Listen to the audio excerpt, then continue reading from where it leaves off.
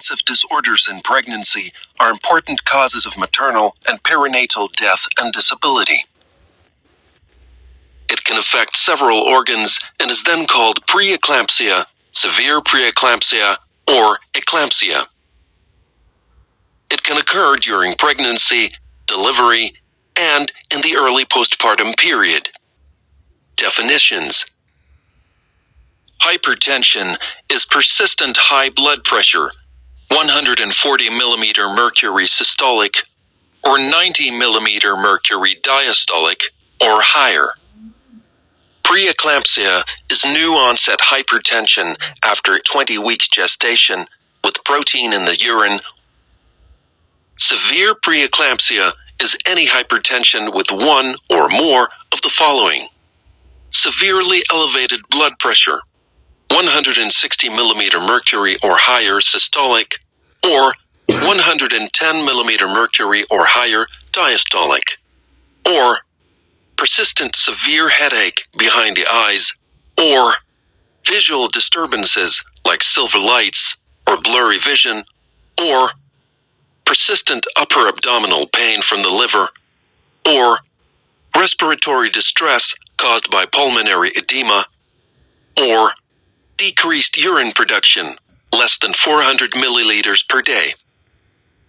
Eclampsia is when a pregnant woman develops generalized seizures with no other obvious cause. Usually these women suffer from pre-eclampsia, though 10 to 20% of women with eclampsia have a normal blood pressure. Consider a differential diagnosis, like cerebral malaria or meningitis.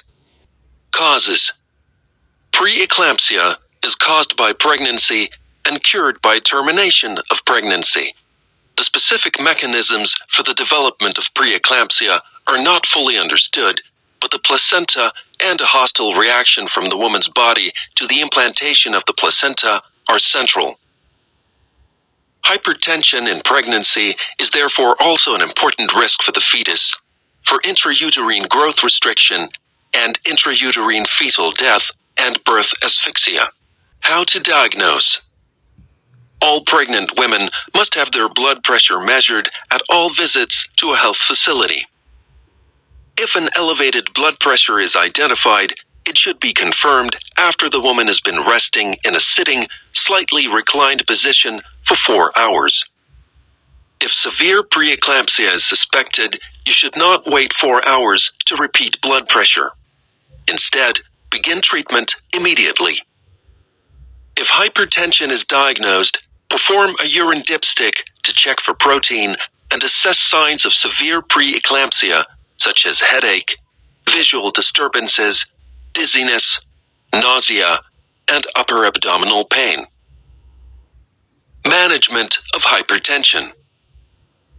The management of hypertensive disorders in pregnancy depends on the severity of the condition. Women with gestational hypertension or preeclampsia with no severe features should be seen twice a week until 37 weeks when they should be delivered. They should be warned and advised to seek care if experiencing danger signs: headache, visual disturbances, dizziness, nausea, and upper abdominal pain. Women with gestational hypertension or preeclampsia without severe features do not need to be admitted if they can be seen twice a week and can access care immediately should they develop severe features. See practical procedure for further information. If the blood pressure is above 160 mm mercury systolic or 110 mm mercury diastolic, they should remain at the health facility and IV or oral antihypertensive treatment should be started. To keep the systolic blood pressure below 160 is the single most important task to prevent cerebral hemorrhage, which is the cause of half of the deaths due to preeclampsia. Use a fast-acting antihypertensive drug to reduce severely elevated blood pressure. Hydralazine IV or labetalol IV are recommended drugs. An alternative which should be used with caution is nifedipine orally. Labetalol orally and methyl-dopa orally are widely available antihypertensive drugs which can be used to treat moderately elevated blood pressure and serve as a basic treatment together with IV treatment. See Action Card on Management of Hypertension and Drug List for details and treatment regimen.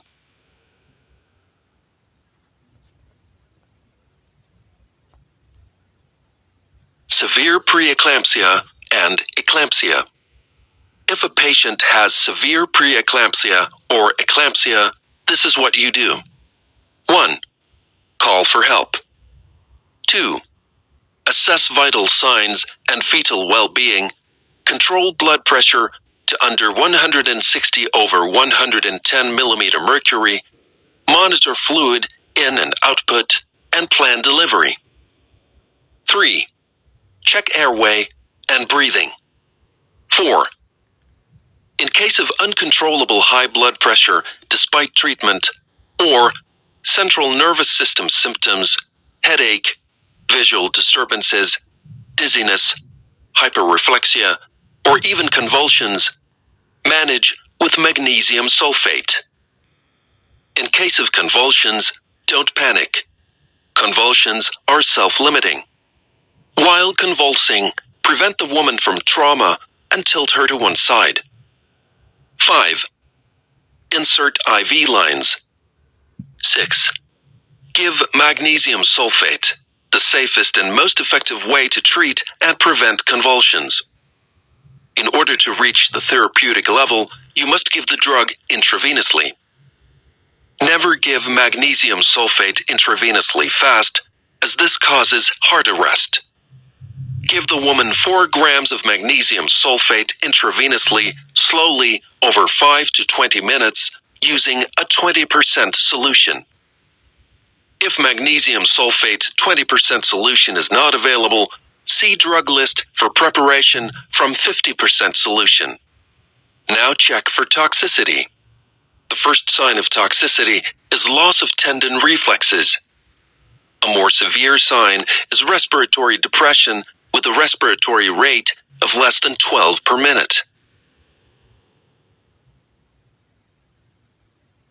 After the intravenous administration, you have reached therapeutic level, and if there are no signs of toxicity, proceed directly to giving 2 doses of magnesium sulfate, 5 grams deep intramuscular injection with 1 milliliter of 2% lidocaine, 1 in each buttock.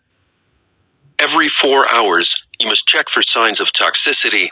If there are none, you give another 5 grams of magnesium sulfate with 1 milliliter of 2% lidocaine intramuscularly.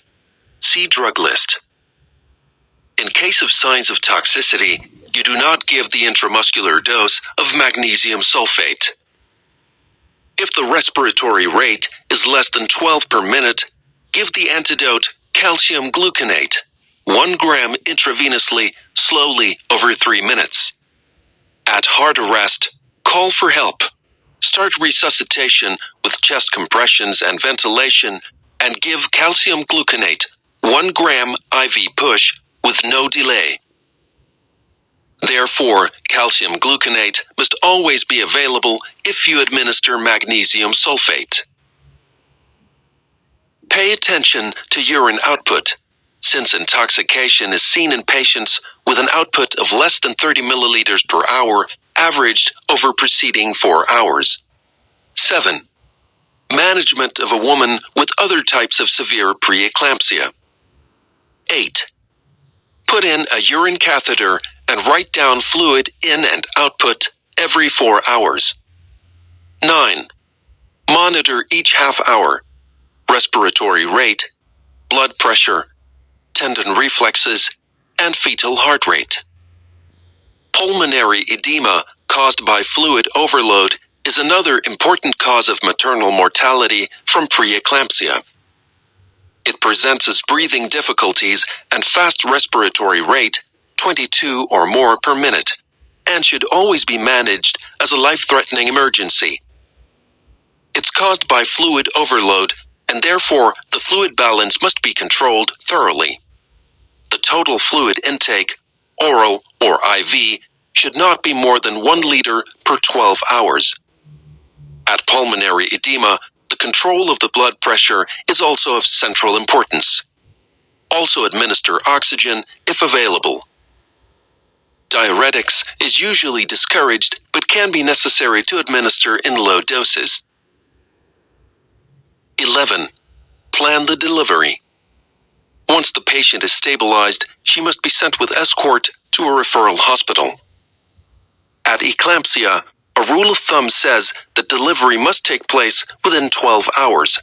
At severe pre-eclampsia, within 24 hours.